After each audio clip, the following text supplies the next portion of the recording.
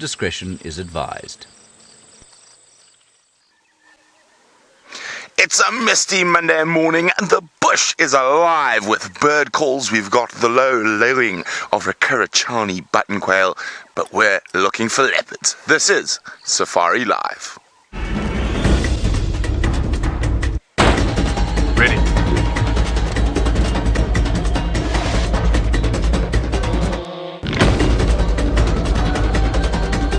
Standing by.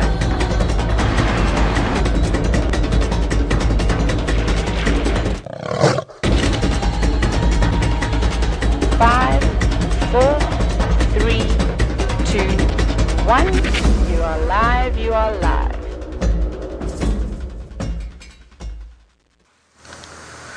Welcome, isn't it exciting? We're on safari. My name is Brent Leo Smith. I have Gendre on camera and we're in search for the royal family. So we've headed down towards the southern sections of Djuma and we're looking for the footprints of leopards. Now remember, if you want to ask us any questions, hashtag Safari Live on Twitter is the best way to get hold of us. Now apparently the royal family have been MIA while I've been on leave. So although Jamie had Shongile yesterday, we're hoping to see if we can find Krula. I think she's probably mating. I think she's gone wandering, looking for suitors. So hopefully she'll be back any day now. Hassan, I last heard, was still in Little Gari.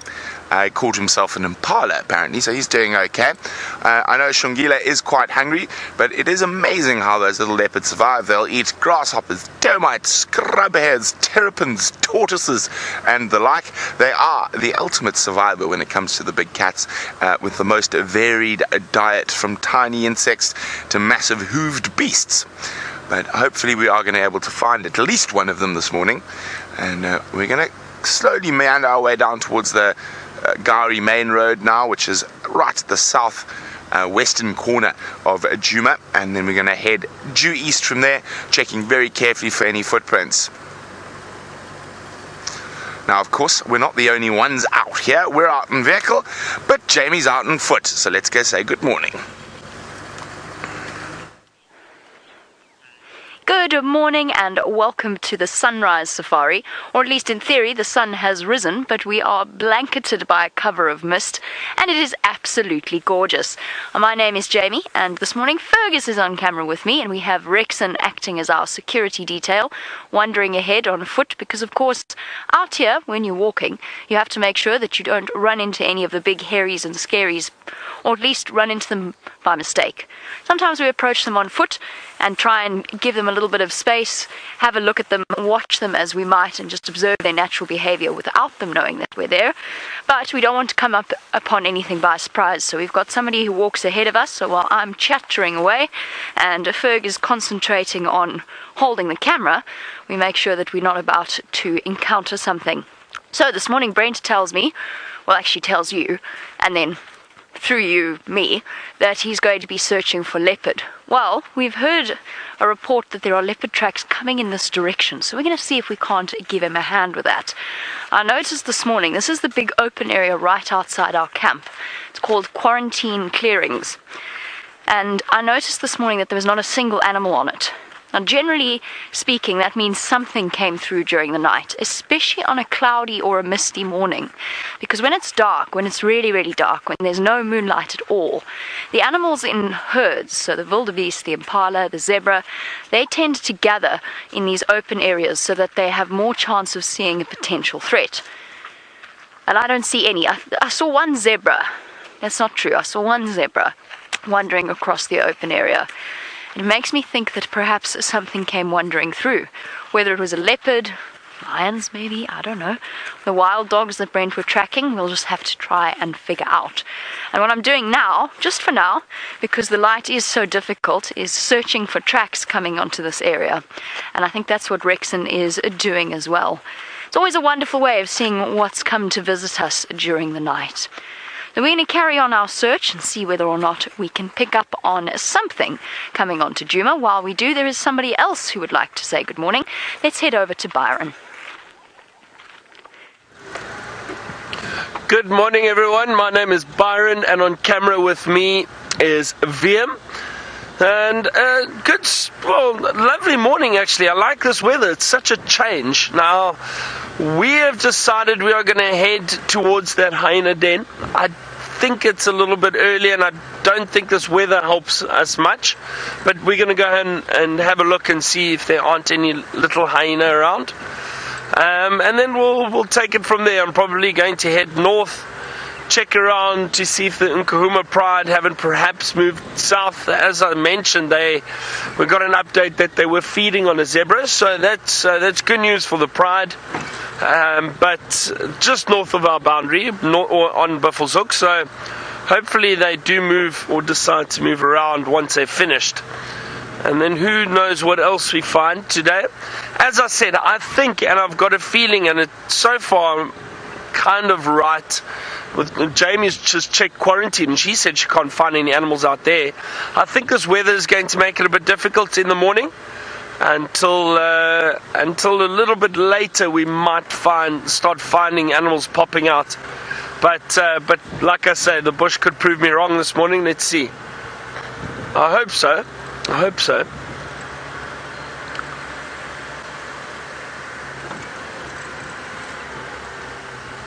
Nice to have Brent and Jamie back too. They sounded like they had a nice restful leave. Oh, there are hyena tracks around here, so that's a good sign so far.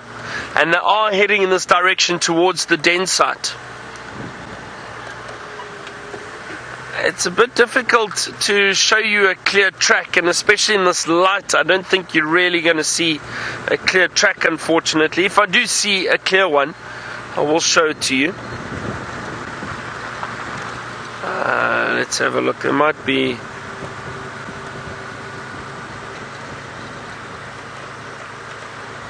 No, unfortunately there isn't a clear track here at the moment, but...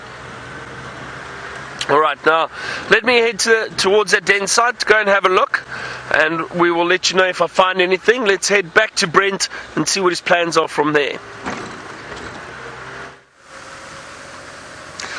Welcome back. We're on the southern boundary, and as you can see, I've taken up my favorite leopard tracking pose, sitting sideways, staring at the sand, and I'm hoping...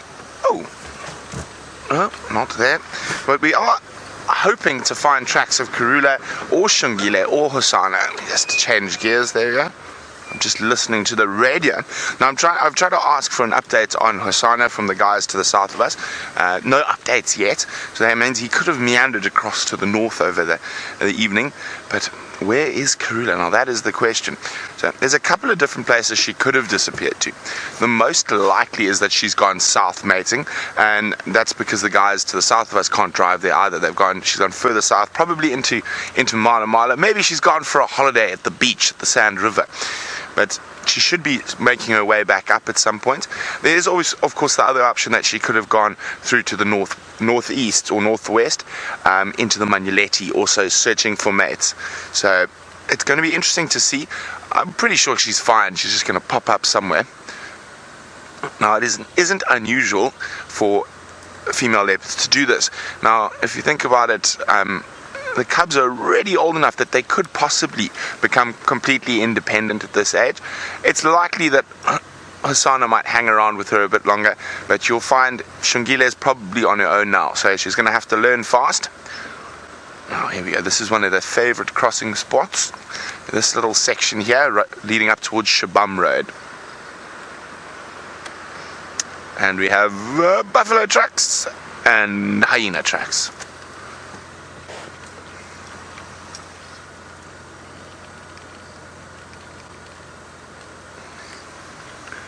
Now, you got to really use your ears, especially on a morning like this. So as Byron was saying, the mist can sometimes make things a little bit difficult. So the one thing it is going to make it a little bit difficult is, so if there are alarm calls of something and they're a little bit far away, all that moisture in the air will absorb quite a bit of the sound. So you have your ears on good fine fettle in these mornings. I really like a misty morning. It always seems to produce really great sightings, and it's just, I don't know, fun.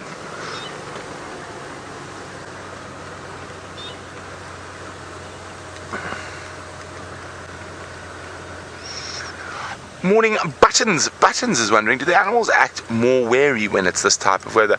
Not really. I mean, your predators actually quite enjoy this weather. It's cool, so they often move quite a lot during this weather. And from your prey species, it's not as bad as strong wind or rain, which really affects their hearing and their sense of smell. They might be a little bit more wary, but I wouldn't say anything over the top more or overly more wary. But it is quite nice, as I say, for the predators. The lions, leopards, hyenas, dogs, cheetah will tend to move quite a bit more on mornings like this because it stays cooler for longer. And it's not cold by any means. It's 22 degrees Celsius, just over 70 Fahrenheit. So quite a pleasant morning. I've still got 2 jerseys on, but I just don't like the cold. We've got some baboon tracks. And we have some wonderful news, and I'm not going to steal his thunder. Let's go see what Byron's got. And just as I was saying, the bush will prove me wrong. Look at the hyena out of the den. The 2 little cubs with the adult. That is amazing. It's the first time I've seen them now since I've been back. So I'm so happy that we did find them out. And as I said, there were tracks heading here, so I was getting excited, but I didn't want to count my hyenas before they hatched. But luckily, they are out at the moment and busy suckling.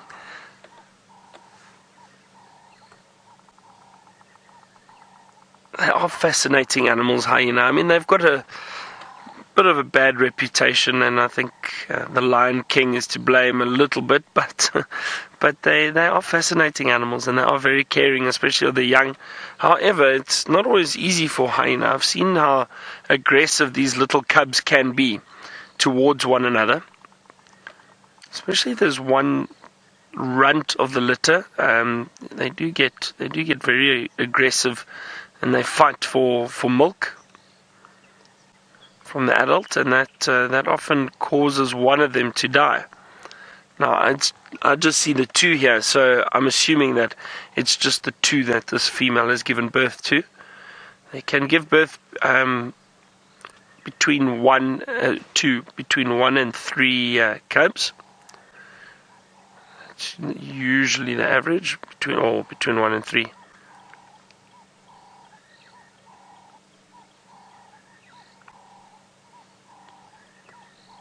Oh, this is so great. I'm so happy that we found them out in the open. Like I said, it's strange, and you can never tell. You know, in the past I've gone to many hyena den sites, and they early in the morning you think you're going to find something, you don't find anything, and as the morning starts to warm up, you see the adults return and the cubs come out and play and suckle. And then other times, like this morning, still very, very early, it's overcast, it's misty, and then they're out in the open. So it just shows you can never tell what's going to happen.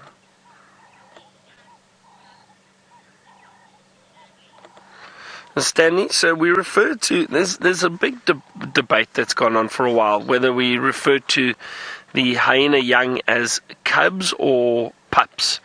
So the correct term is actually cubs. We refer to them as hyena cubs. Some people might argue with me, but all the research that we've done and that we've read, we refer to them as cubs. And we can double check with Brent and Jamie what they call them. Interested to see, but I'm almost certain both of them will also call them cubs. Yeah, they do indeed. They also call them cubs.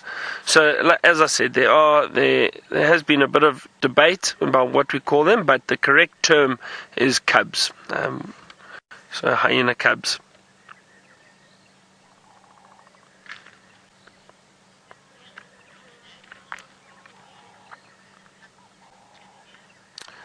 Abigail, with the hyena, the cubs will suckle for it's kind of the average age for a predator, which is anywhere between 3 months to about 5 or 6 months, and that's how long they will suckle for. They will start feeding on meat though from an early age, so from about 2 months the adults occasionally bring little bits and pieces of meat back to the den, and these cubs will feed on it, but they will still want to suckle from their mothers. So it's that gap of around 3 to 5 or 6 months. Sometimes you see the youngsters, they still try their luck, like any predators, lion and leopard. They still try their luck a little bit, even when they're older, to try and get some nutrients from their mother, and they will still try and suckle. But that's about the average age that they stop suckling.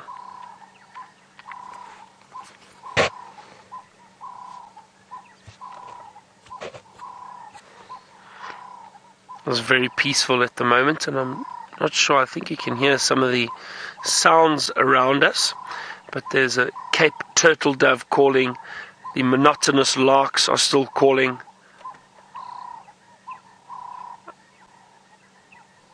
I can hear in the distance a very faint call of the Karachan button quail. That woo, woo, very interesting sound. I think it's a perfect sound for the type of weather we're having at the moment. Abigail, I have absolutely no idea what the gender of the cubs are. Let's see. Abigail, can I tell you a secret? Is I actually struggle to tell the gender between a female and male hyena when they're just walking around. And I think anybody who just has a look at them and claims it's a male or female, I think a lot of the time they're taking a guess. It's very difficult unless you see teats on the female. If she is suckling youngsters, you'll be able to see the teats very clearly. Otherwise, it's very difficult to tell the difference between male and female hyena, especially, as I said, if you just see them walking through the bush. Usually the females are much larger than the males, so there is a size difference because there is a bit of a matriarchal society. The females look after the cubs and they run the den, and also the reason why they're bigger than the males is to protect the cubs, because the males may often kill some of the youngsters if they do not belong to them. So the females will chase, and they are more dominant than the males. They'll chase the males away. But in this, let's have a look over here. I'll have a look and try to see if we can find out, Abigail. It looks like there's one female. The one on the right does look like a female. I'm going to sit here a little bit longer. Let's head to Jamie, who's got some rather large dung she'd like to show you.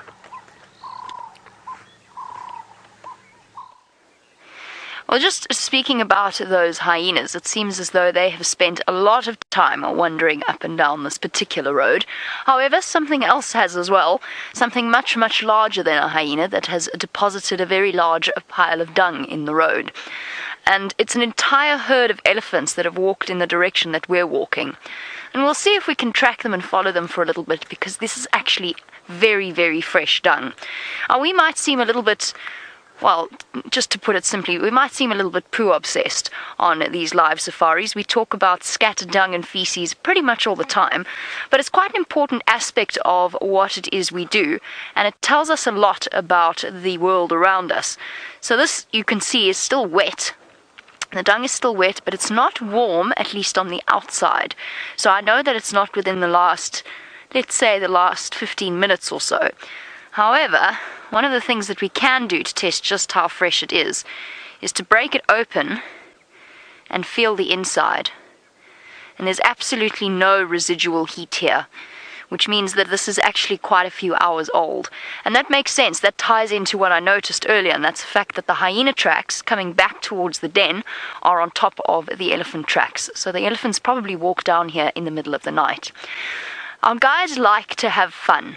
Not guys, guides like to have fun with their guests. So one of the things that is very common to do, and I would never ever do this to any of you simply because I know you'd see straight through it, but a favorite guide trick is to walk up to a nice, fresh, damp pile of elephant dung and go like this.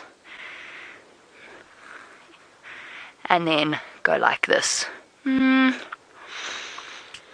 Judging by the saltiness, it's probably about 5 or so hours old. give or take a little bit. There's just that faint twang of grass which tells me exactly how old it is. And in fact, this elephant was quite possibly pregnant. I would never, of course, do that to you. You just swap fingers. Now I've got a very, very dirty finger. That's really gross. And of course, many of our regular viewers have seen us do this on a relatively regular basis. However, for our new viewers, the reason that we would do this with elephant dung, I didn't actually put it in my mouth. That I will leave for Steph. But the reason that we can touch things like elephant dung, zebra dung, antelope dung, anything like that, is because, quite simply put, they're herbivores. So they don't tend to have the same, obviously they've got bacteria, but it tends to be quite almost clean in a way. It's like dealing with horse dung, those of you who are horsey people and have to muck out stables. It's not disgusting at all. It doesn't even stink. And generally our sense of smell tells us when something is not right. And elephant dung actually smells amazing. Now, I will go and wash my hands, but I'm not too concerned about having elephant dung all over the place. I just use some sand to rub off the vast majority of it. But you would never, ever, ever see me doing anything like that with lion scat or hyena scat or anything like that. And actually my stomach just turned over slightly at the thought of it. Anything that is... So did the cameraman's. Anything that eats meat, whether it's an omnivore or a carnivore, you don't go and play with their excrement.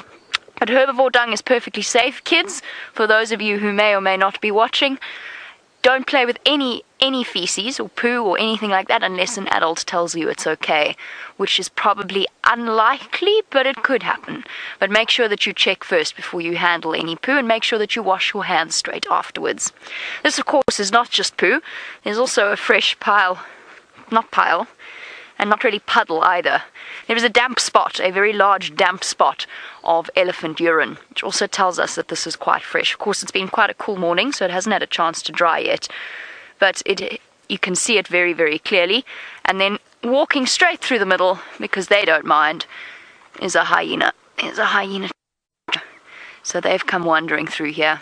So it gives us a really nice idea of just how old this particular pile of elephant evidence is. And while we continue on and see whether or not we can find these elephants, let's go back to Byron at his hyena den. Okay, so I think it's, like I said, it's very difficult. Abigail, getting back to your questions, very difficult to see if they're males or females. It looks like possibly one male, one female. And also, I was saying why it is difficult is also females have false male genitalia. So that is also confusing. That's why people often think they are seeing a penis, but it's not. It's false male genitalia that the females have. And again, it's that dominance thing. So they are more dominant than the males. But it is confusing. That's why I say they're fascinating animals. They're very strange. The amount of times I've tried to explain hyena to people, and it's actually difficult to explain. People just don't get them. They're still suckling.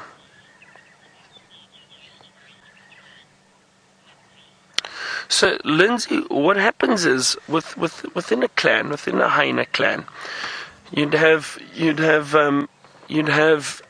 the adults. So this gets a bit confusing. Usually there's a matriarch. She will give birth to between 1 and 3 cubs on average. It's usually two. She may allow other subordinate females to give birth to cubs 2 at the same time, and also keep them in the den. So what happens is the clan generally stay around the den. They will interact with one another around the den, so they've probably been introduced to the rest of the clan already. The thing is, though, is that once they reach a certain age, and it's about 8 months, 6-8 months, then they'll start moving around a little bit, but from 8 months and up, they'll probably start following the adults and trying to scavenge off carcasses with the adults.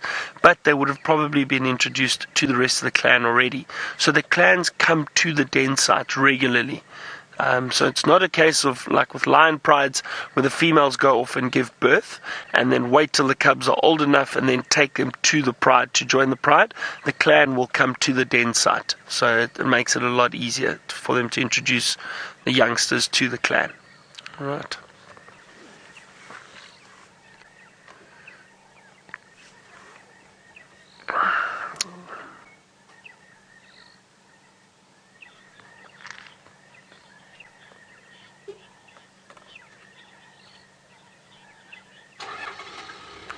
Consulting detective, I'm not sure. There's you wanted to know if there's sign of any other hyena coming into this area and coming to the den. Now, from the tracks I've seen coming into this area, there definitely are other hyena that have come past the den. So I don't know how many adults Tristan saw. Was it yesterday, I think? I'm not sure how many he saw while he was here. If it was just the one adult, this female, or if there were others.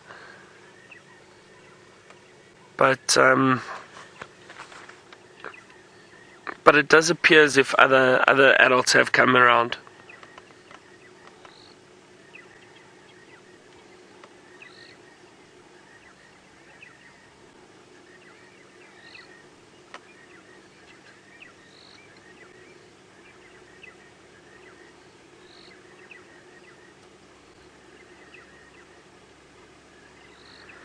Oh, look at that. Now, I know these little ones get very, very curious at their age. They're probably, I'm trying to think, probably about 2 months, 2 months old or so.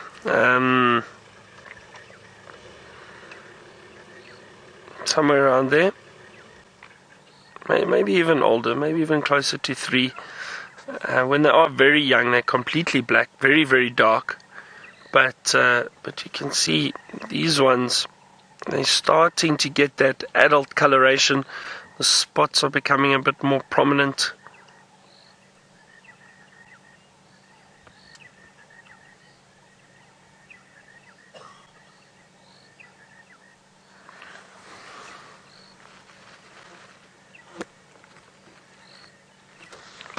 What a great start to the week.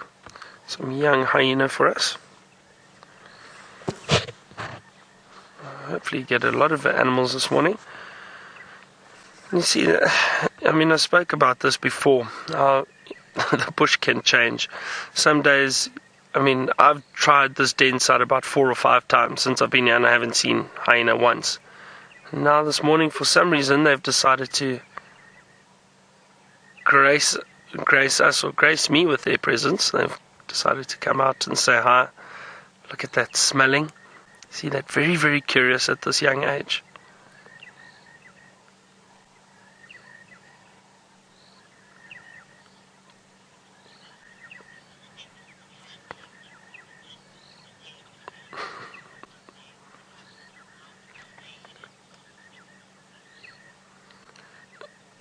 Now, have a look at that. That's interesting. That's hyena scent marking. That youngster's scent marking. That does look like a young male.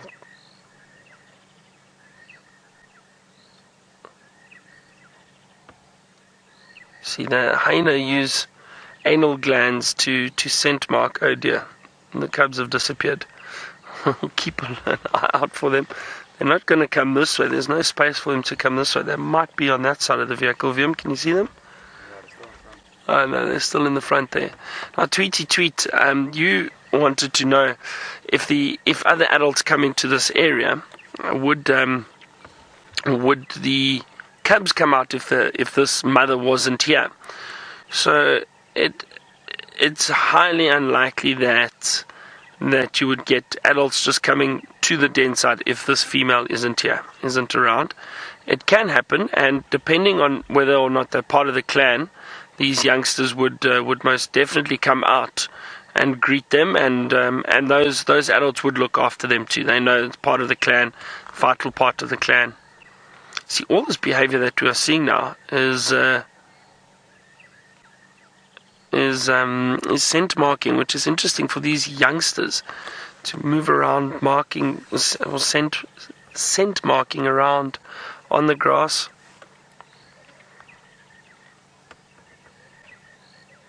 Just disappearing in front of us.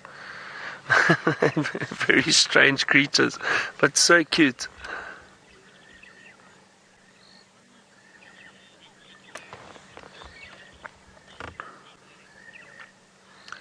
Aaron, so what happens is, actually I can almost smell them. They're quite a pungent smell. Aaron, you wanted to know if this mother will only look after her cubs or all of them. So what happens is with hyena generally, it's only the adult or the matriarch that will give birth to cubs.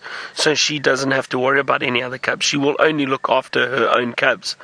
The thing is, what might happen is if she allows, and it doesn't always happen, but if she allows other females to give birth, they will look after their own cubs. You might get some hyenas suckling from the cubs suckling from the different females if they're all out together, but generally it's often just the one female who gives birth, and she only has to look after her own cubs. So, yeah.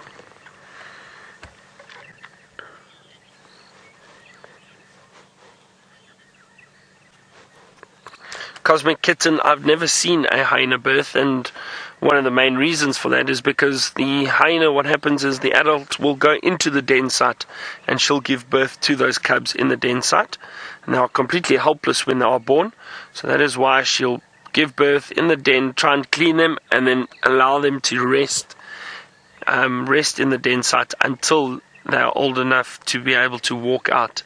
So from about probably a month and a half old, they'll start coming out a little bit, suckling outside of the den, and then really start moving around from about 2 months old, 2 to 3 months old.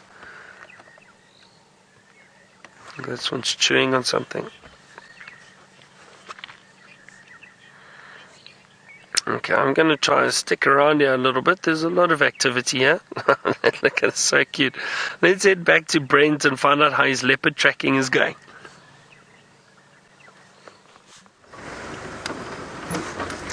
Well, we have found leopard tracks, and it does look to be little shongile. Unfortunately, they are heading towards our southern boundary. So the tracks went off just behind us there, so I just want to go onto the road again and check her very carefully to make sure she didn't leave us. Otherwise, she's going to be in here somewhere. If we get no luck, I might have a little dabble down towards Cheetah Plains today. If we find her tracks crossing south. If not, we're going to come back and work this area. She could be very close. But lots of hyena tracks here as well. Now, I'm really listening now. So with a leopard like Shongile, especially because she is quite hungry, she might be stalking little birds and that, so we're looking for the little of a testicular that's been disturbed. Of course, we're looking for the more traditional alarm calls made by impala and baboons and monkeys. If they spot her, they'll shout. So last tracks were heading sort of right towards this area. Now, when they were little cubs, they were actually stashed in a drain pipe under this road just up ahead here, so she does know this area quite well.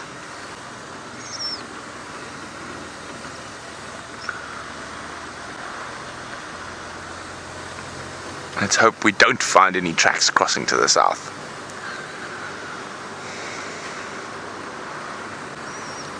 Now there's some nice deep little drainage systems around here that would be ideal habitat for a leopard to hang out in. But as you will have noticed, that leopards are really adaptable at the very varying types of habitats that they frequent.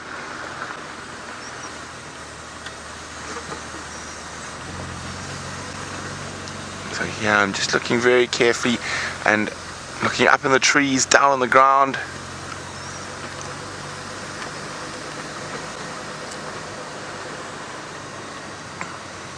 Lots of water around, so they're not going to be focused in on watering holes or water points. There's a lot of little pans that have all got water. Some of these little dry river systems have got puddles in them at the moment.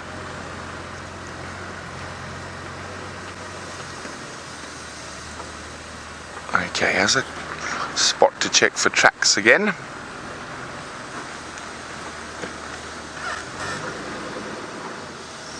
We go very carefully, make sure we don't miss any tracks.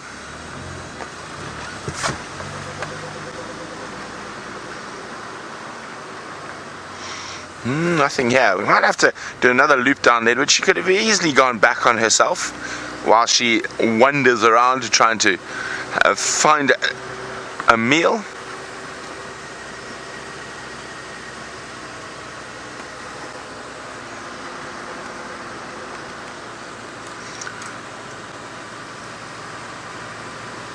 Okay, let's have a look here. No, just hyenas. Hi, Lucian. Lucian's wondering, is it normal for Karula to disappear? It is at this, where the cubs have reached the stage, she's likely to be mating again. And female leopards can go up to 5 territories out of their home range to find willing suitors.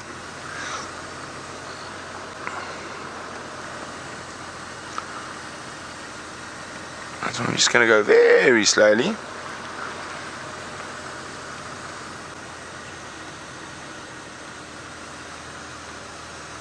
I think she's probably still down closer towards the Mawati, but you want to double check these things and keep moving. Oh, there's morning meeting just off the road.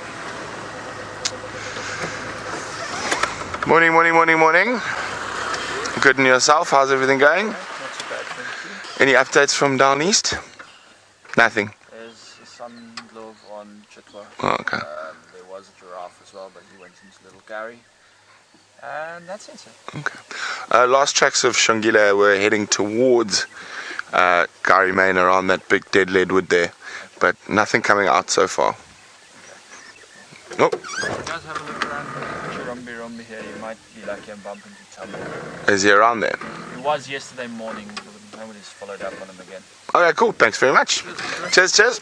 There we go. We got another plan in case our plan for little Shungile doesn't work out. Apparently, Tumbo is hanging around Shiromba Rombe. Is that a wonderful, wonderful name? Shirombe Rombe. It actually means fig tree in Shangaan, but we're going to keep our eyes on the ground and keep tracking. But speaking of tracks, Jamie's got some tracks to show you. Really beautiful tracks, in fact, and whilst Brent's been searching for Shungile, we've been following up along the road towards where this elephant herd walked. But the fun thing about this, and this is one of my favourite things to see, is this is where the babies of the herd went and had a nap. And there's tracks of the adults all around here. You can see they were kind of feeding, standing, scuffing their feet, so the ground is all sort of either flattened or scuffed up all around them. But here is where the really pretty sight is, and that's because you can actually see the imprint of the elephant's skin up against this wall. Now, elephants, contrary to belief, can lie completely flat, but usually they will actually lean up against something if they can. And this is amazing. This is the imprint of the elephant's wrinkly skin in the ground, like a fingerprint. And you can actually see, I'm pretty sure, this is the back end of the elephant, and that its back curves up around. And sometimes when you see tracks of elephants lying down, you can actually see the imprint of the tail, the ears. You can even see the entire outline of their little bodies when they lie down like this. Unfortunately, not on this one.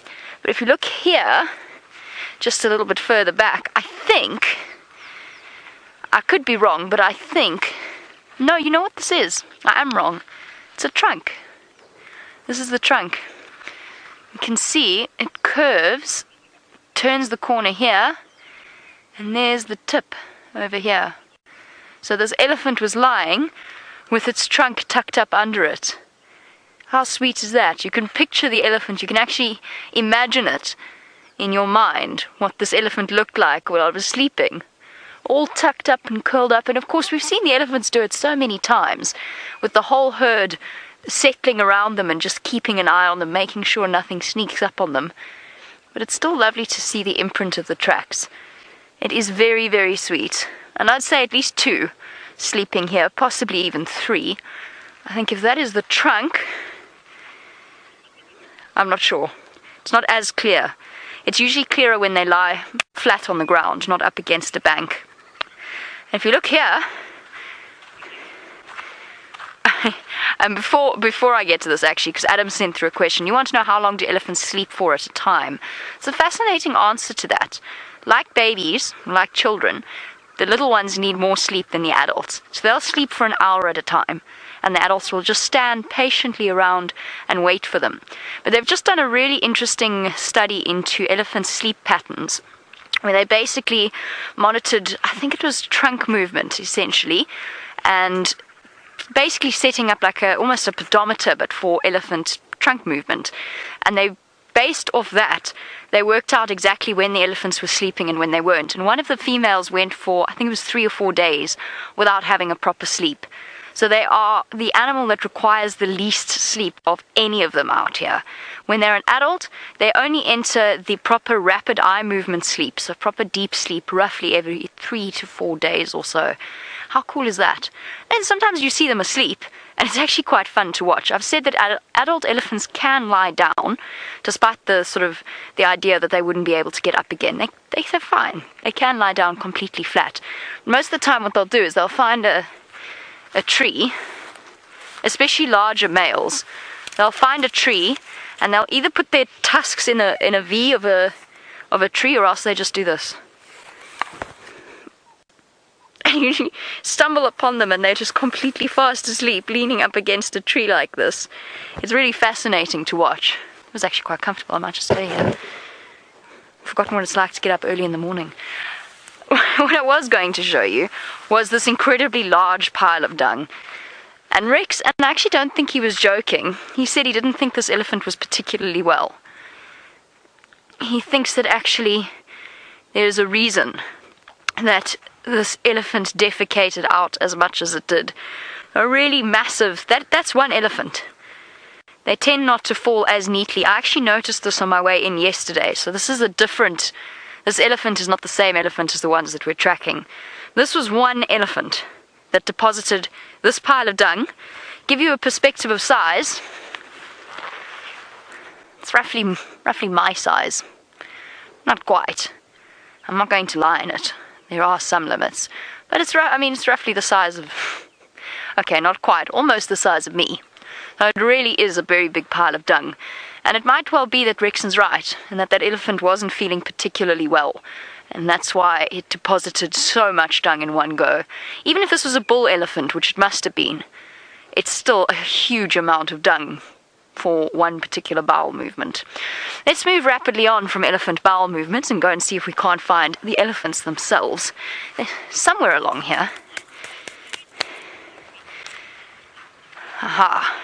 But before we do, Lindsay, you want to know how you tell the difference between hippo and elephant dung. I'm trying to think of what the chances are we'll find any hippo dung to show you. Probably quite slim.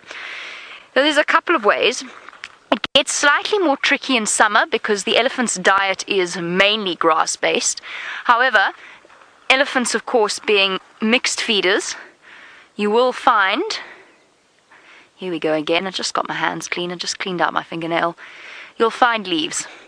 You'll find leaves and branches, and that actually gives the elephant dung a very characteristic, almost orangey color as it starts to get older.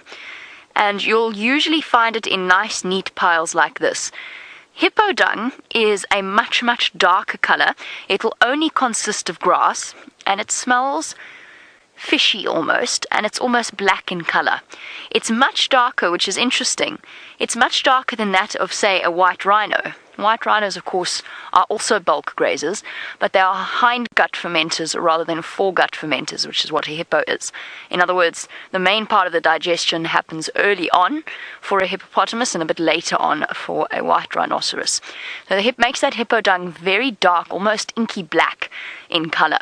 And of course, there's the added thing of most of the time, if it is a male hippopotamus, he's going to scatter his dung. So you don't find it in neat blobs, but you can. So that's not the best way to tell. Best way is to have a look at what's inside it completely. I promise you I'm going to try very hard to move on now from the subject of elephant bowel movements. However, I'm sure you're all excited to know how Brent's Shongile search is going. Fingers crossed, he's got some news for you. Well, no luck so yet. We've just gone back on ourselves just to make sure she hasn't looped back up towards here.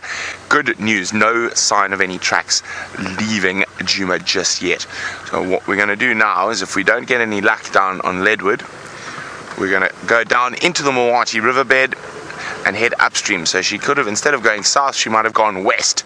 And of course, those riverbeds are great places to see tracks. Remember, hashtag Safari Live if you've got any questions for us. And if you've just joined us, we're busy searching for Shongile, the little female leopard.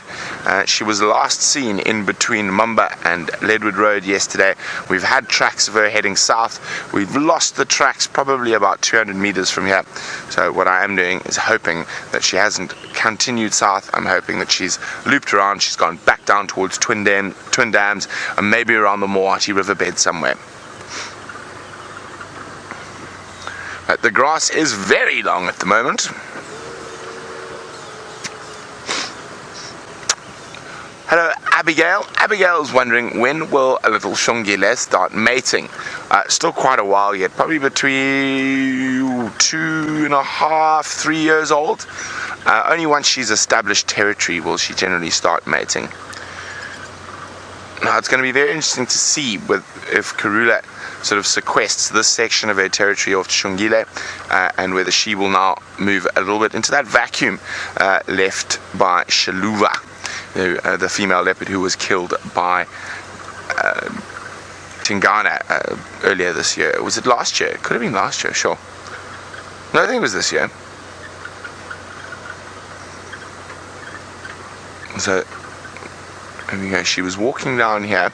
Now, of course, she could have just been sleeping right next to us as we drove past, and we might have missed her because of the length of the grass and the thickness of the bush.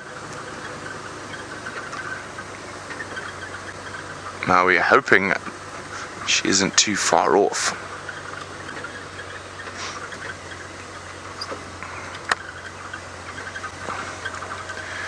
Morning, Mike. Mike's wondering, what are the various reasons that a leopard would leave an area? Well, Mike, the main reason is competition from other leopards. Younger, bigger, stronger leopard pushing into an area is the main reason a female leopard or a male leopard would leave an area. All to do with competitions from the other cats. So they might not frequent a section of their home range for a while, but it doesn't mean they've abandoned it. It just means they're busy in another area. But for them to actually move, it would generally be competition, or trying to seek out their own territory. Okay, so the Mwati riverbed's just to the west of us here. I'm just trying to see where we last had Shongile's tracks, was just up ahead. Now, of course, leopards, when they are hunting, what was that? Always pays to just stop and listen for a second every now and then. No, just birds, and not upset birds. So when a leopard's hunting, they don't really go in a straight line, so they zig and zag, and they can sometimes come back on themselves, and that's what we're checking for at the moment. So we did the big loop around to make sure she actually hadn't gone back towards the north.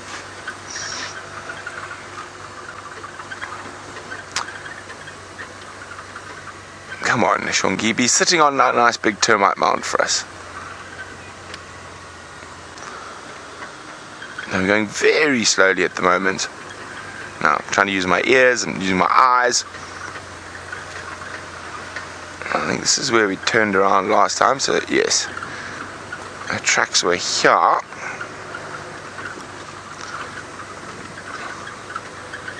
So there's a very strong possibility she might have headed down towards the river. But while we keep our eyes peeled and search for leopards, Byron is with our other spotted predator. I'm still sitting with these hyena. They're very active at the moment, which is great. The little cubs are running around exploring their new home. or getting a bit more adventurous, we should say.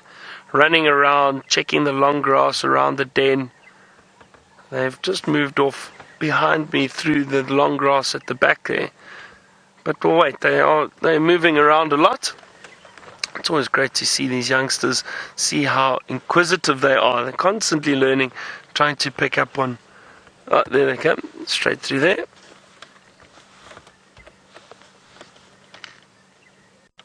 And grass is so long and thick at the moment.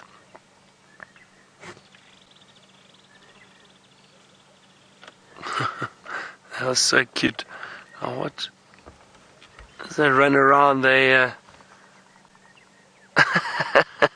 got a very interesting little gait in the way they run. It's always funny to see. Almost like a gallop.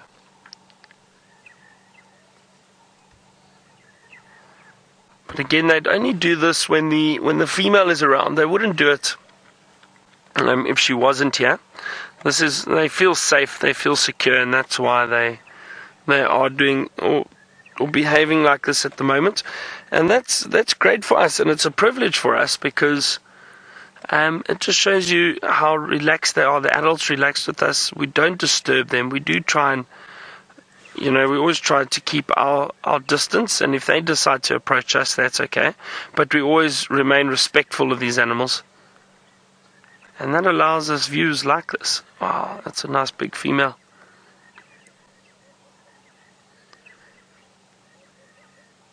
I wonder if she moves off, they may decide to move back to the den.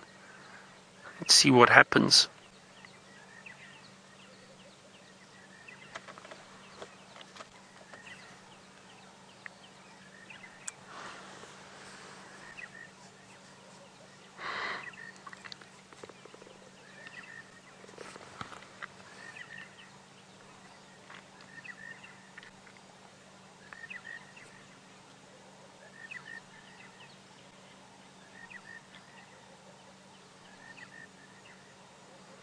Abigail, the lifespan of a hyena, if I'm not mistaken, it's around, I think, average around 15 years, 13 to 15 years old. But again, it depends. It depends on food availability. It depends on territory. It depends on, are there other clans around that are challenging for territory? Are they getting into fights? Are there lions around? I mean, it's always difficult to give a correct estimate of age, especially in the wild.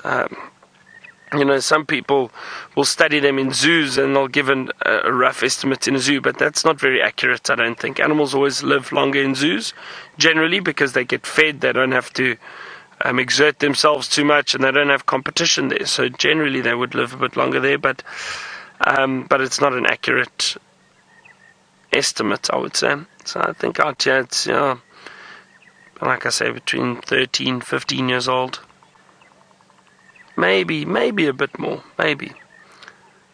Leopards, we know, I'm just thinking of all the other predators. Leopards, we know, can live up to 17.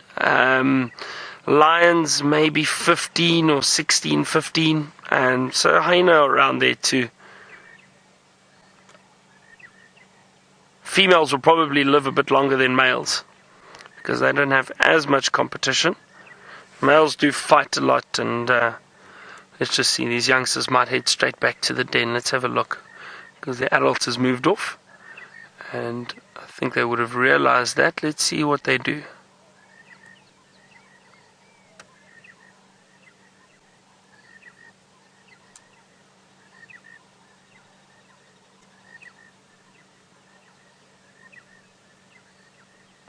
They are so cute, aren't they?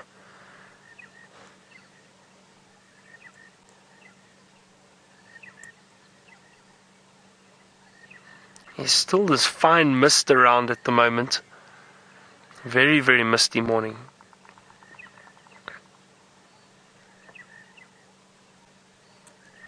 Now let's see if these cubs go back. Yeah, there they go. They're going to go into the den. What are you going to do?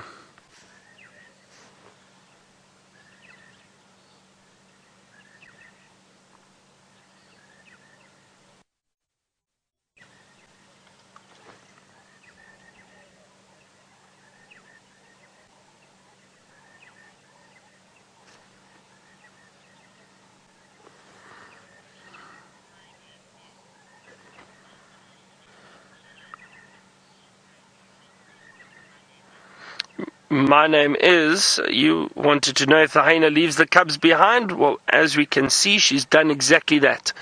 She's moved off and she's left these cubs behind, and they'll stay around the den until she returns.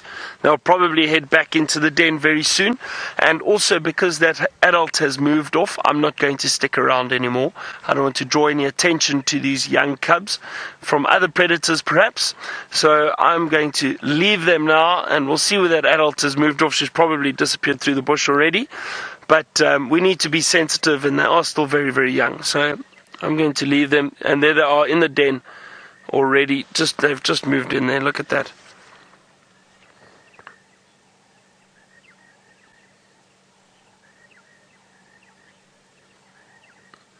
Alright, so as I move out of here, let's head to Brent, who's got some Nyala to show you.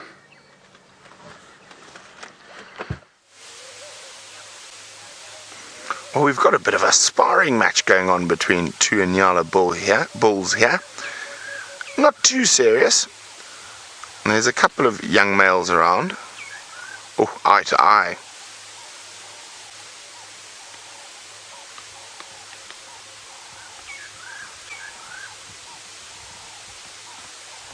So not too serious.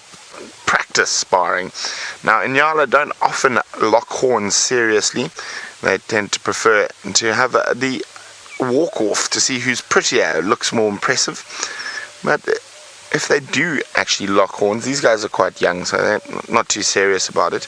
The Nyala fights can be very serious. And with those horn shapes, like kudu, there's a possibility that sometimes they can get locked together. It's very unusual. Oh, it looks like it's all over. Okay, well, we're going to keep moving. Now, we've got no sign of little Shongele popping out here, but we're going to check all the way through to Mumba Road, then come down around Twin Dams. If we still don't have any luck, I think we might go have a look on Chitwa around Sharombe for young Tamba. It doesn't look like anyone's driven down here. I heard Jean-Pierre just told me something I found quite fun, that I'm definitely going to have to remind him of when he's back from leave, that James Henry managed to get stuck in the Mawati. That's quite embarrassing. So, there's another big animal path here that leads from Ledwood Road. So from where we last had the tracks, but there's nothing coming out. You can see wonderful big animal path. But speaking about tracking, let's go see how Jamie's hunt some pachyderms is going. Unfortunately, our tracking isn't going particularly well. It looks as though our elephants have gone straight across into Simbambili. But we did hear some rustling from over here, so we thought, well, let's try and see whether or not there might be some stragglers behind. And what I've been doing is just checking the various plants to see whether or not there's any sign of any of them fruiting anymore, or if that's that. And I started with this Bushman's grape. I definitely don't see anything on here. And I've been checking the guari bushes and all of the white berry bushes as well, just to see whether or not there's any sign of any fruits. It seems as though it's all done, and the change of season is most definitely arriving. And from now on, the animals are going to have to seek out their nutrients, and of course the nice tasting stuff is done. They will have to wait until, I think the earliest one to fruit is the jackalberries, and that will probably only be around August sometime. August to September, they'll be the first ones to get their fruits. That's what I've been up to while we've been wandering along. That and dodging the ticks, which I know is that there's an inevitability to it. At some point we will have to walk through the grass and pick up the ticks. And Morning Glory, that's actually something I was thinking about yesterday. For us, it's always, whenever we go away for an extended period of time, it's always interesting to come back and see exactly what's changed. And you want to know, well, what's changed, or how's the bush looking compared to when we were last here, which was 3 weeks ago. It's a little bit browner. And the grass in some places is actually longer. I noticed yesterday, the thing that gave me a serious surprise was the grass in the middle of the roads. That's basically about this high now. around Treehouse Dam. So that's about over a meter off the ground, over 3 feet. There was no grass there when I left 3 weeks ago. The dams are looking slightly lower, is what I've noticed. There's obviously not been much rain. I know it did rain 1 or 2 days while we were away. It's actually raining now, sort of. It's misting, it's mizzling on us. It's not even hard enough to really qualify as a drizzle. But there obviously wasn't enough to top up the water holes in any way. A lot of the pans I've seen have now gone dry. When I left, there was still plenty of water about. There's now none, except around the dams. And that's actually pretty much it. It's hard to see. It doesn't look as though anything's thinned out recently. It doesn't look as though the leaves have dropped off. None of that's happened yet. And we've still got some time before the bush goes to that sort of dusty, dry brown. But I think, unfortunately, I don't think we're going to get much in the way of big rains anymore. I don't think we're going to have enough water to get through. But at least there's enough food. At least the animals are looking really healthy, so when they go into this dry season, they've got a really nice head start. And the trees will keep them going. I've also noticed the return of the buffalo. When I left, there weren't any buffalo. I think there were 2. Abigail, you, on the subject of seasons, would like to know, what is winter like in South Africa? Very much depends upon where you are. If you're in Cape Town, the winter means rain and wind, pretty much all the way through winter months. Over here, we're in a summer rainfall area. So winter here and in the high veldt, so the central part of the country, pretty much dry. I think we might occasionally get drizzle on 2 or 3 days, but essentially we don't see a cloud for about 4 months. Temperature-wise, the lowest it's really going to go here in the low veldt. The low veldt's quite warm, it's quite temperate, is around about 40 degrees Fahrenheit. So just around about 6-7 degrees centigrade. And then during the day, it's t-shirt weather. That's the marvelous thing about being out here. 20 to mid-20s, so mid-70s Fahrenheit. It's actually really quite warm. Apparently when we go to Kenya, we're going to need to layer up because it's much, much higher altitude. Even though it's closer to the equator, it's much higher up, which means it might actually be quite chilly during the day. So we'll see. It's going to be fun to experience seasons in a different place. But it is definitely not a harsh winter. It's harsh in the terms of it being dry, and actually that's one of the reasons why our reptiles, and I would love to see a reptile, I should actually go searching for a chameleon on this walk. One of the reasons why our reptiles don't hibernate, none of our animals hibernate, it never really gets cold enough to. They estivate because it's dry, there's not enough moisture to keep them going, but they'll actually come out and bask in the sun on warm winter's days, so it's not as though they disappear completely. We still see them during our winter months. Winter in Johannesburg, on the other hand, that is cold. Why, that's what we consider very cold as South Africans. I know it's not quite the same for all of you with feet of snow and having just come through some rather harsh winters, but for us, Johannesburg is probably one of the coldest places you could end up in South Africa, unless maybe you go to Sutherland. It's chilly. It is very, very chilly. And it does often, we get frosts and occasionally snow. And in the mountains, of course, it does snow as well. It tends to snow pretty much every single year on the top of the Drakensberg Mountains.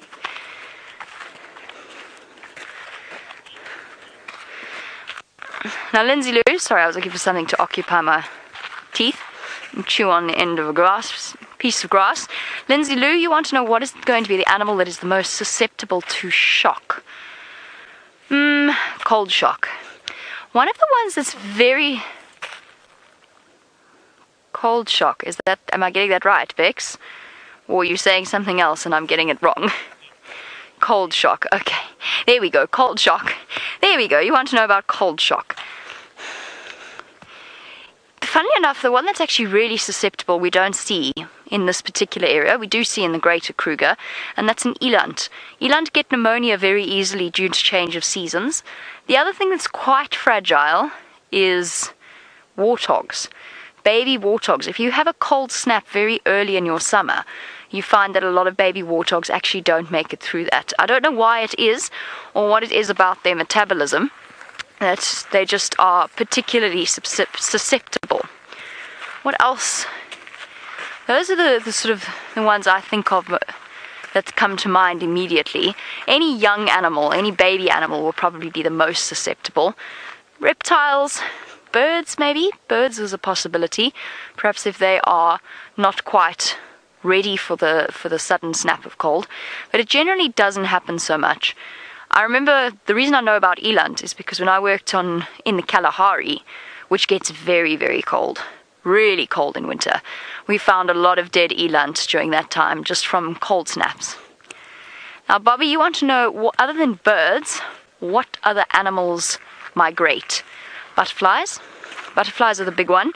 Butterflies are amazing, brown-veined whites that will migrate, and the African migrant, they can migrate thousands of kilometers and sort of complete their life cycle during that time. So they go and they breed, reproduce. You get this almost constant migration. Generally, when we see them, they're coming through all the way from the south, so from Cape Town, and they come all the way up flying. And if you look at them, they're all flying in a sort of a northeasterly direction towards Zimbabwe and Mozambique. So butterflies, bats migrate not so much here, but the bat migrations are one of the largest migrations in the world, just in terms of sheer biomass, in terms of numbers. And that's why you often find with the things like amur falcons, they capitalize on bat migrations, and because the bats all gather together. Amur falcons, what are those things? Bat hawks. That's the word I'm looking for. We have not seen a bat hawk on these live drives, but bat hawks, anything like that. What else migrates? In South Africa, unfortunately, not much really. There's a bit of local, I wouldn't call it migration, local movement. Elephants moving to where there's water sources during winter, wildebeest moving to where there's better grass. In the same way that we saw when the rains first fell, the buffalo disappeared and all went towards the gabbro soils that are a bit further to the north of us. So we don't really, apparently we used to get an enormous springbuck migration that rivaled that of the wildebeest migration in East Africa. But unfortunately, humans being humans, that is no longer possible. They don't have the normal routes open to them. And there was a massive, I don't quite know how to put this nicely, but there really was a sort of a, not quite mass extinction, but a mass killing of animals. People used to, and I know it's something that happened in the States as well, people used to sort of ride in trains and just shoot everything that they saw. And you read accounts of them going through on a train and seeing dead animal after dead animal after dead animal piling up. So those migrations don't happen like that, unfortunately, anymore. What else? Have I forgotten something? Can you think of something I've forgotten? Safari Live, hashtag Safari Live on Twitter. You can send that through. So while we all ponder whether or not I've forgotten, whales. Whales at the coastal areas of South Africa. Think of something else I've forgotten. While we do, let's go over to Brent.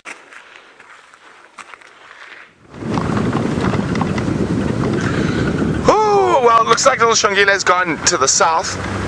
So we're going to go look for another little leopard, Tamba, who's of course Tandi's not adult, but sub-adult cub now. He's about 16, 17 months old now.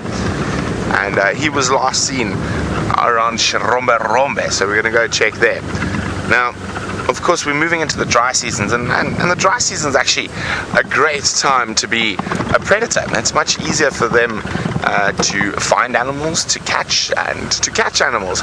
So, of course, as the palatability of the grass drops, the standard of the grass drops, the different herbivores have to work a bit harder to get their food, and it does make them a little bit weaker, a little bit slower. And the other reason why winter's great for the lions and the leopards and the wild dogs is that there are only a certain point of permanent water points, a certain number of permanent water points, so their animals are forced onto those water points, making it a little bit easier for the predators to find them. And of course, from our point of view, winter's great for tracking. The ground's nice and soft, the grass isn't so tall and thick, and you can see further into the bush. Now, there are peaks in predation levels, and one of the reasons we probably haven't been seeing lions too much recently is because at this time of the year the grass is nice and green, specifically on the gabbros, and that is attracting a lot of wildebeest, zebra, buffalo. And I've just heard the Nkahuma Pride have crossed into the Manyeleti, onto those big gabbro grasslands. So I think we could be without the Nkahumas for a while. Okay, let's go have a look for Tamba. Now we're crossing onto Chitwa. We're not too far away from where we were looking for Shongile. Now, of course, unfortunately, like with Shongile and Hosana, Tamba seems to be on the both Torchwood and Chitwa side, so fingers crossed he's on Chitwa this morning. So while we do that, let's go to Byron, who's got a bird of prey. Yeah, I do indeed, Brent. It's a African hawk eagle. Now, we know they're always in pairs. I did see the other one. It's just moved off, but it was in the tree not far from that one. But that's such a beautiful view of it. African hawk eagle. Now, they sit on the in trees, perched up, looking around for birds that they can feed on, or other smaller little animals. But they do like hunting francolin and guinea fowl. I've seen them feeding on them a few times. But it's always great to see them. I do enjoy these birds. One of my favorite birds of prey.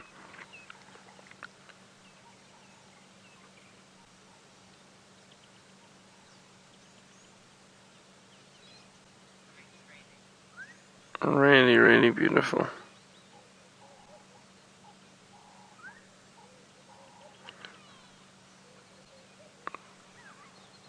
You can hear some squirrels alarm calling, grey go-away birds alarm calling too. Oh, there it goes. Let's see. Is it going to kill something? Hunt something? No, Brent was chatting about animals thriving through the winter months, and especially the predators. They do fairly well during the winter months. They do hunt. We saw last year, even in the drought, predators did very well. There was a lot of food for them. These hawk eagles, yeah, they still would, because there's a lot of food still around for them. A lot of francolin, a lot of guinea fowl.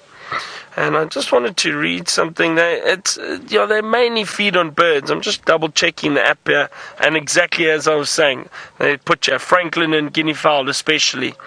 Let's just see. So some of the mammal prey that they might go for, maybe squirrels, mongoose, bush babies. That's interesting. So I wonder when they would see bush babies though, because these hunt during the day. So unless a bush baby was still out during the day, that's interesting. I wouldn't have thought they'd feed on bush babies. So there might, a lot of the time there might be one or two incidences where someone's seen them feeding on a bush baby and then they put that in their preferred food, but I don't think it's that common at all. It's also a vervet catch a bush baby. Oh, really? In the day. Wow. So Viam was just telling me he saw a vervet monkey catching a bush baby during the day. That's incredible. That's amazing. Yeah, but, we have seen bush babies out of their little holes during the day at times, but it doesn't happen very often. So that is very, very interesting. Just shows you never know what you're going to see in the bush and what's going to happen. Lazan, you wanted me to repeat what bird that was. It was the African hawk eagle. Let me show you an image of it. There we go. That's a lovely shot. The beautiful African hawk eagle, and they are monogamous, and that's why you always find them in pairs. And I say always because I don't think I've ever seen an African hawk eagle without its partner. So if you do see one sitting in a tree, have a look. The other one's probably close by. They did fly off, but I think they perched in some trees just a bit further in, possibly looking for food.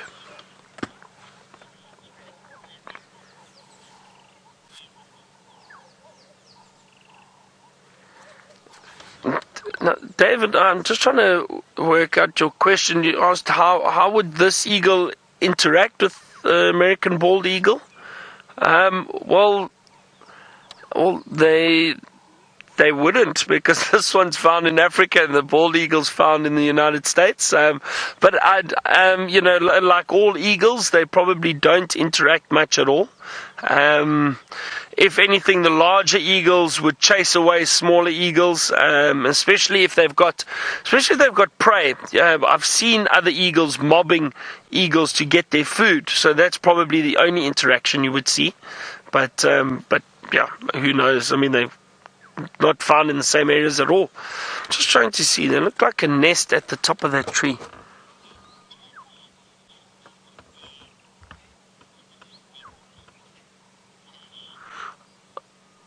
Ash, you've just started your bird list, and the African hawk eagle is your first bird.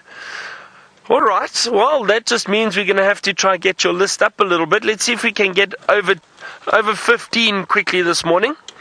There we go. There's one up to the right. What have we got there? Looks like a starling. It is indeed. And now that looks like a Cape Glossy starling. Ash, so there we go. Cape Glossy starling. Add the starling to your list. Now the starlings, we've got three different types of starlings that look very similar in this area. The Cape Glossy starling, the greater blue-eared starling, and the Burchell starling. So let me just show you quickly what I mean.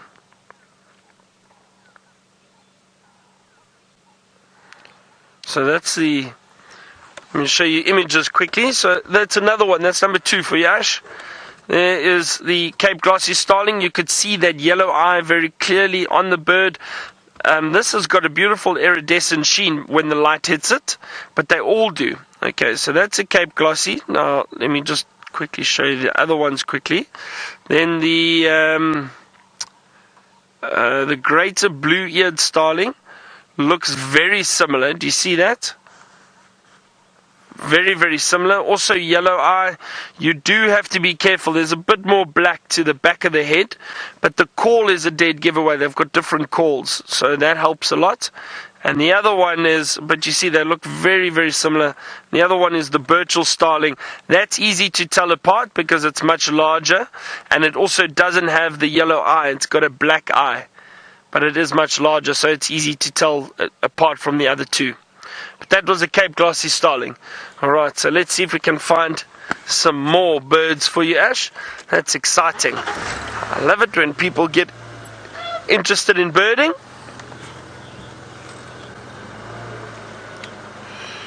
Abigail, European starlings. Now, I'm just trying to think of the names because occasionally we get... There are species of starlings which migrate, but not all the way to Europe. So no, we don't have European starlings down here. There's a beautiful butterfly following us. Off it goes. It was an African monarch just flying above us.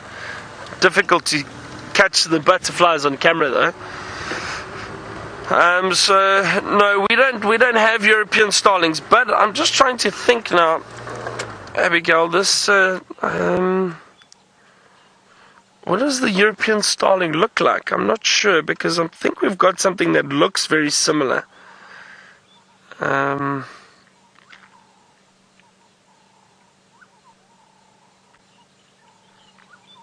Common starling.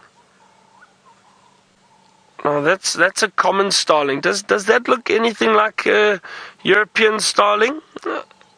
I'm not sure what a European starling looks like. I'll have to double check when I get back to camp, but now while I'm going to be birding, let's go and see what Jamie's up to on her walk. Apparently she's at a tree with no birds. Well, you don't know that. There might be a bird in there somewhere. I can definitely hear one calling. However, unfortunately, birding on bushwalk is a relatively tricky experience because generally speaking, the birds don't let us get nearly as close.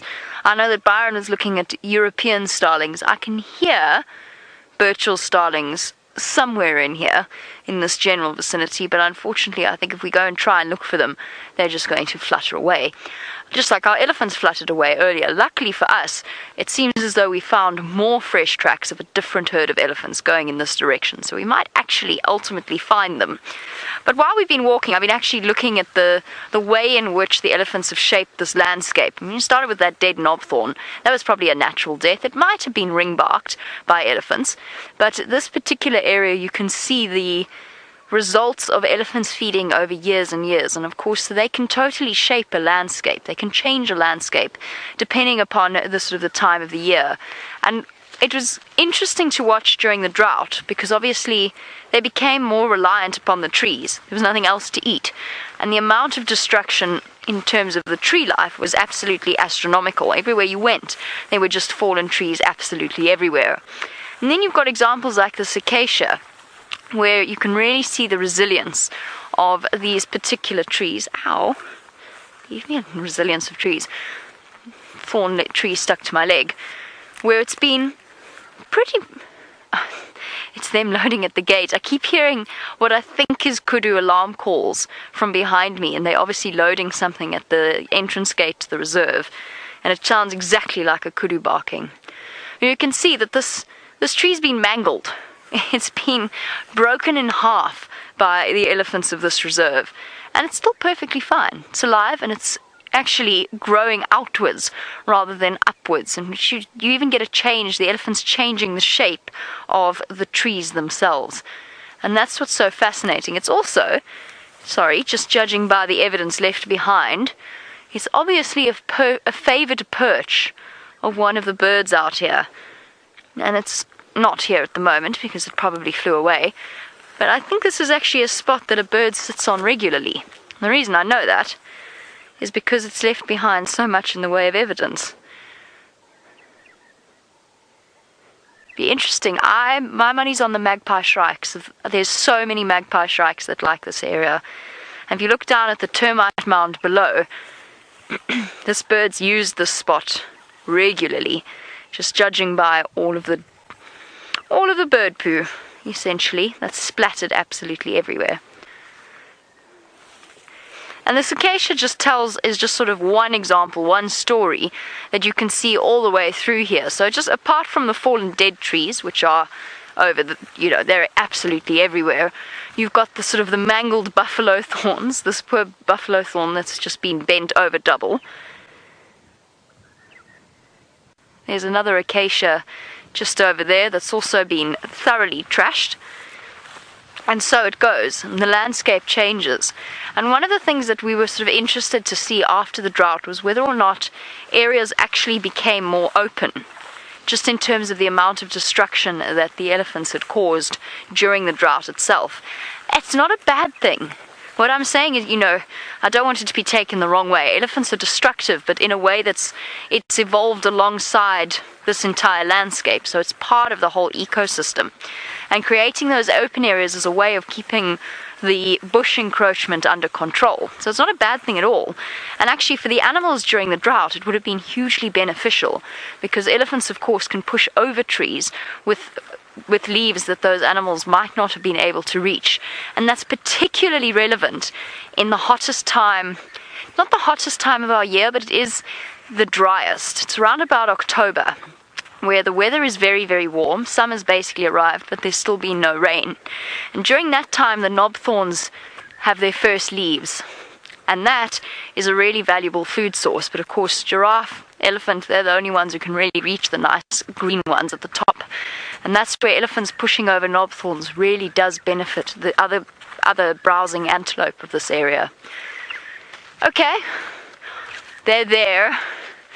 The starlings that we were talking about earlier, and there is a monotonous lark somewhere very close to us, but there's two Burchell starlings sitting at the top of the tree. And since it really is horrible. It's horrible light, and it's very difficult to actually see, but there we go. We can add to the list of Burchell starlings. Bushwalk is contributing to the search for new birds. A pair of Burchell starlings.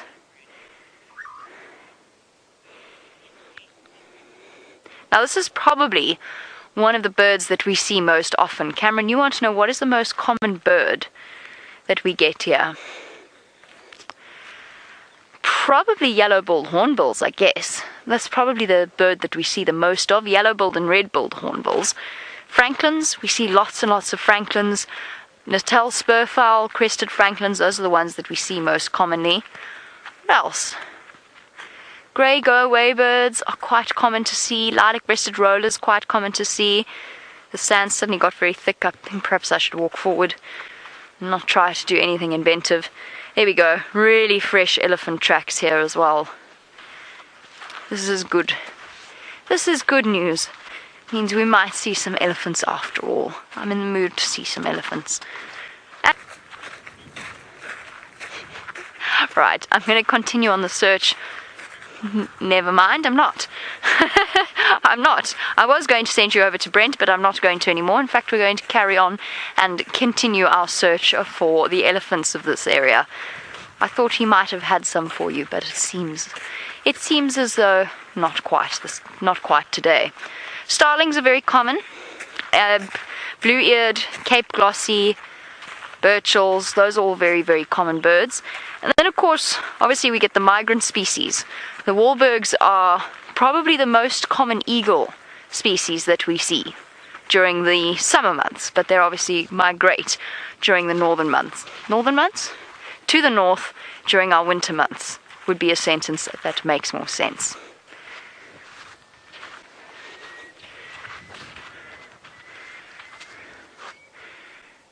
There's a pearl-spotted owl that's calling.